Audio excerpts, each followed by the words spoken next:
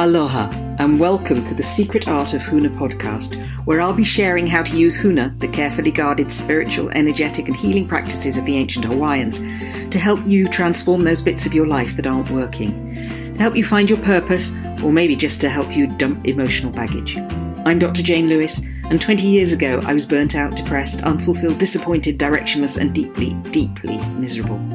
Huna enabled me to change all that, and so I now share it with whoever wants to experience a more joyful, fulfilling life.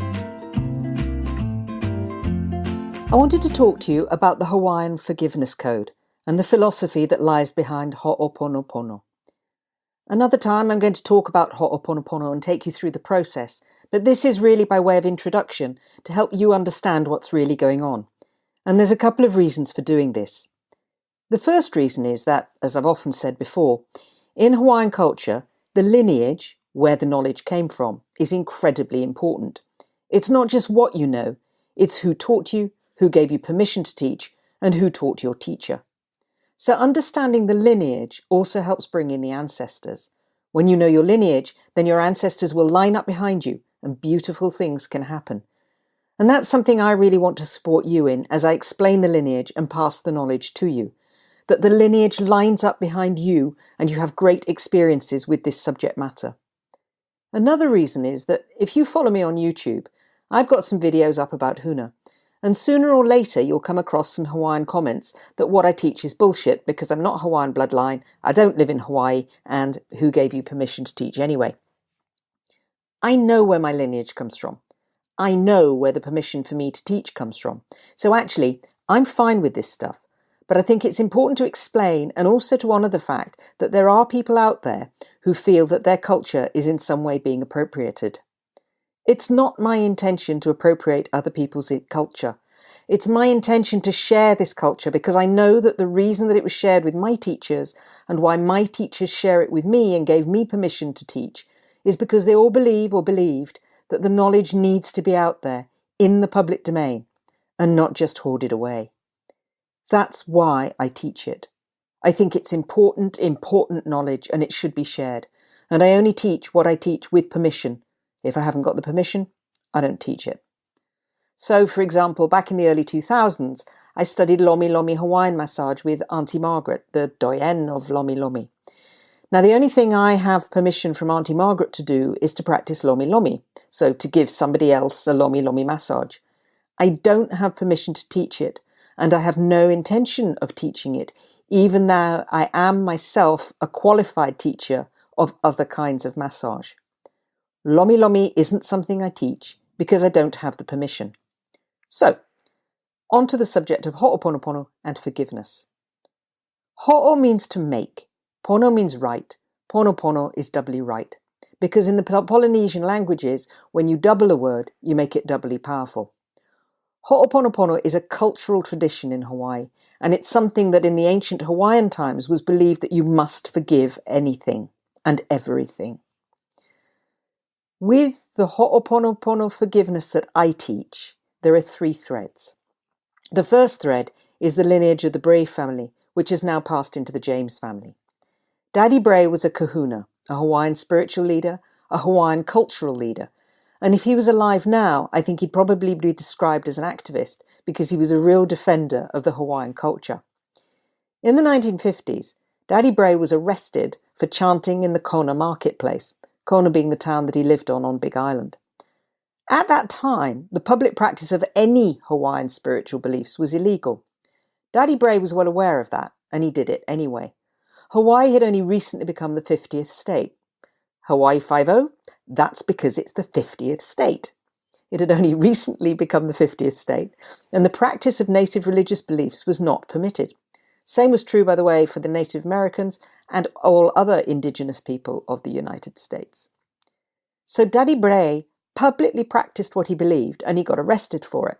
Daddy Bray passed his learning and his knowledge on to Papa Bray, his son, also known as David Jr. Some of the Hawaiian naming conventions can get a bit complicated. And Papa Bray wanted to share the knowledge with his own children, with his own family. But nobody in his family wanted it. And his fear was that if he didn't teach it to somebody, the knowledge would be lost. So he started teaching it to some haole, some non-Hawaiians, one of whom was Tad James. Tad was my original teacher of Huna, and his son Matt is now my teacher. He obviously taught his son. So Papa shared the knowledge with Tad because he wanted the knowledge to stay alive.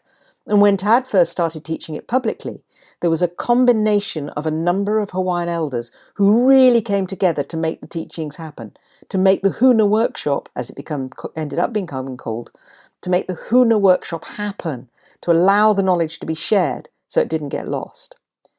One of the people who was very instrumental in making it all happen was a gentleman by the name of Uncle George Naopi.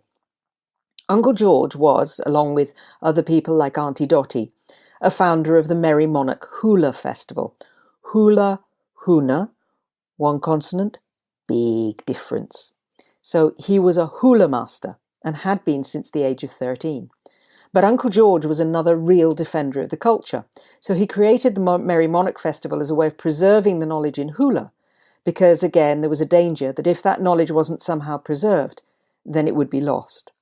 So some of the teaching comes from Uncle George, some of the teaching comes from the Bray family, and some of the teaching around Ho'oponopono comes from Auntie Morna Simeona. Now, Auntie Morna Simeona, like Uncle George, was a Hawaiian living treasure, cultural expert, and she went round the world teaching Ho'oponopono, teaching forgiveness. She taught it to the United Nations, and she taught it to others. She shared the knowledge so that others could use it. And on her death, the lineage was passed to Hugh Len. He became the keeper of the knowledge, as she designated, and it was Hugh Len who taught Joe Vitale. Many of you have come across the Hugh Len Joe Vitale version of Ho'oponopono, sometimes known as the Hawaiian Forgiveness Prayer, and it's a little bit different from the version I teach.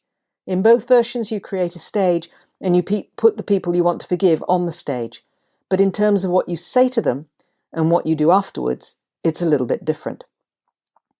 You find that in Hawaiian culture.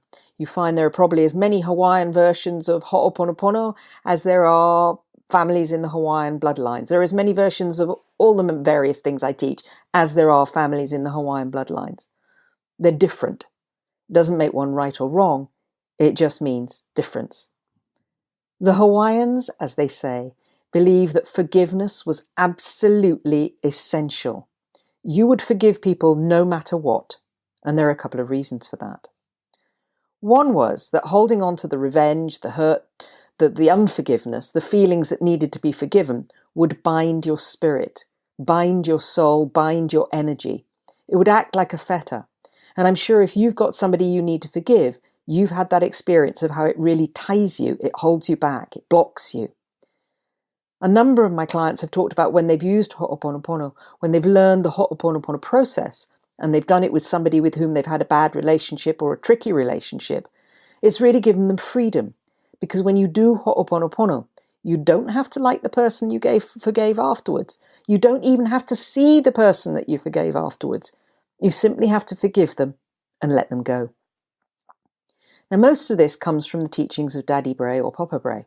And the forgiveness code was for 3 different sins, if you like, all of which needed to be forgiven. The first one was hala, which is, well, it's a mistake. So I unintentionally do something that upsets you, or you unintentionally say something to me and I take it wrong and it upsets you. That's hala. Heva, then, is to go overboard. It's more serious. It's to go overboard, to do something to excess. Heva can be an addiction, so all these things can be things you do to other people, or they can be things that you do actually to yourself. So Heva can be an addiction. It can be just getting in somebody's face again and again and again. Or it can be repeatedly doing something that you know irritates the hell out of somebody else, but you just keep doing it anyway. The third one is ino.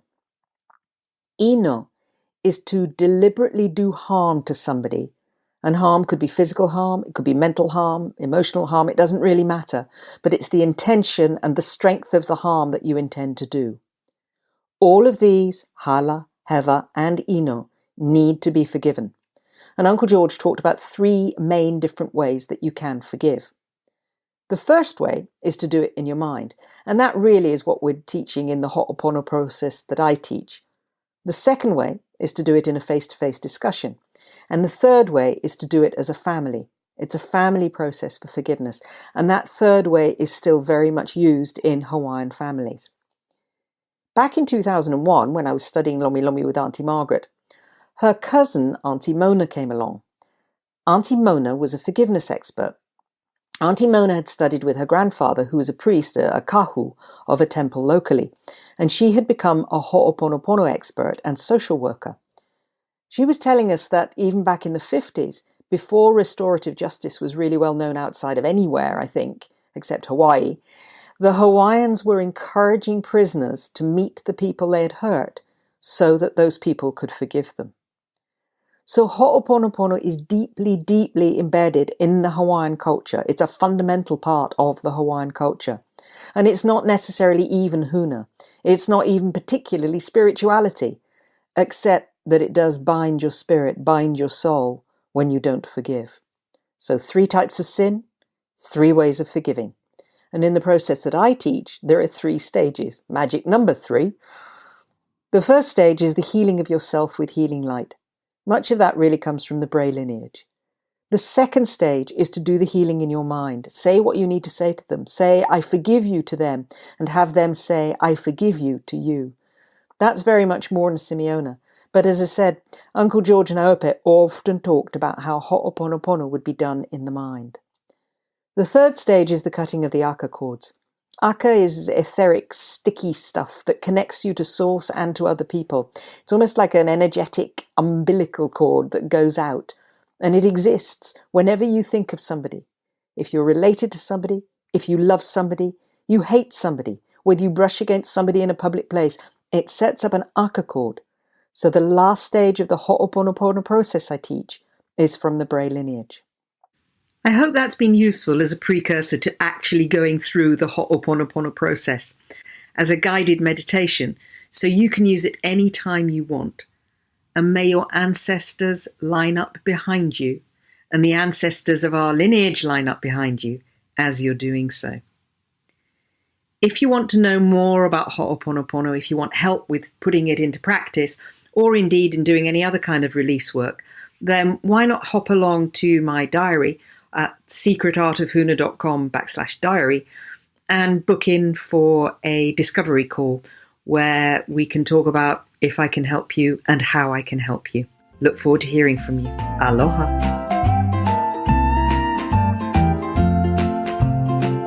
I hope you've enjoyed today's podcast. If you want to bring about rapid transformation in your life, check out secretartofhuna.com, where you can also download a free meditation to help you with self-forgiveness. You can also look out for Secret Art of Huna on social media such as Facebook